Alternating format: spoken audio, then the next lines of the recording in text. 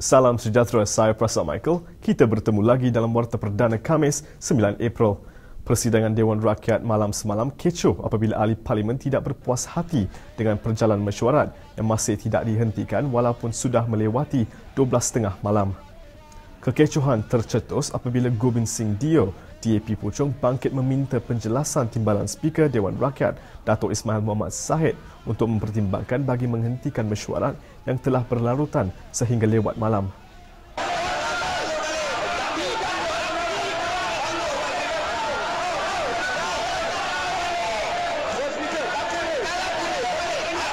Ahli Parlimen Pakatan Rakyat yang juga hadir di Dewan Rakyat pagi ini kecewa apabila Speaker Tan Sri Pandika Amir Mulia menolak permohonan Gobind Singh Dio, DAP Puchong bagi menangguhkan perbahasan bagi pindahan Akta Hasutan 1948. Menurut Gobind, perbahasan terhadap rang undang-undang itu adalah sub judice sehingga Mahkamah Persekutuan menentukan sama ada Akta Hasutan itu adalah sah mengikut perlembagaan.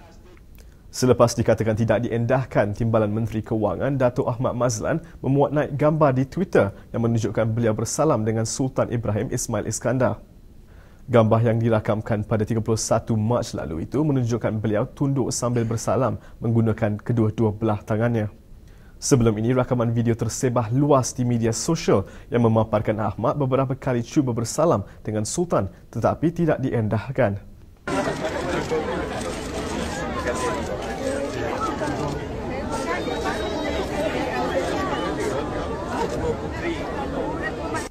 Ahli Parlimen Pokok Sana Datuk Mahfuz Omar meminta maaf kepada pihak media kerana merahsiakan pertemuan di antara ibu bekas Komander Polis Korporal Sero Azahuma dengan Tun Dr. Mahathir Mohamad semalam kerana bimbang adanya halangan tertentu.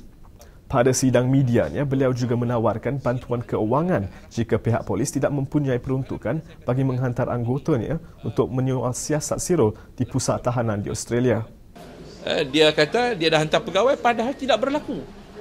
Jadi saya minta sekali lagi Ketua Polis boleh menyiasat dan saya tawarkan kepada Ketua Polis kalau PDRM tak cukup wang untuk membiayai pegawai Jabatan Siasatan Jenayah, saya tawar untuk mencari orang yang akan membiayai bukan sekadar pegawai Jabatan Siasatan Jenayah tetapi juga untuk membiayai Ketua Polis Negara untuk ke Pusat Tahanan Immigration di Sydney bagi memulakan siasatan ke atas dakwaan Sero. Semalam, Perdana Menteri Datuk Seri Najib Razak mengelak daripada memberi sebarang reaksi apabila wartawan ingin mendapatkan ulasannya berhubung tuntutan Mahathir memberi penjelasan termasuk isu pembunuhan Alton Tuya.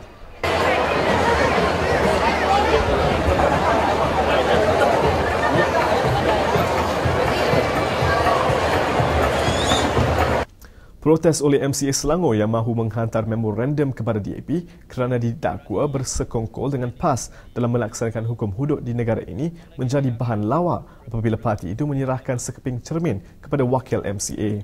Bagi nak kata, sebelum meminta komitmen DAP, sepatutnya kita cermin diri dululah. Adakah komitmen di kabinet itu sudah tertunai atau belum? Sebab kita dengar janji kabinet nak berbincang pasal hudud tapi tak ada bincang dan sebagainya. Jadi kita tunggu komitmen. Jadi ini cermin untuk cermin diri.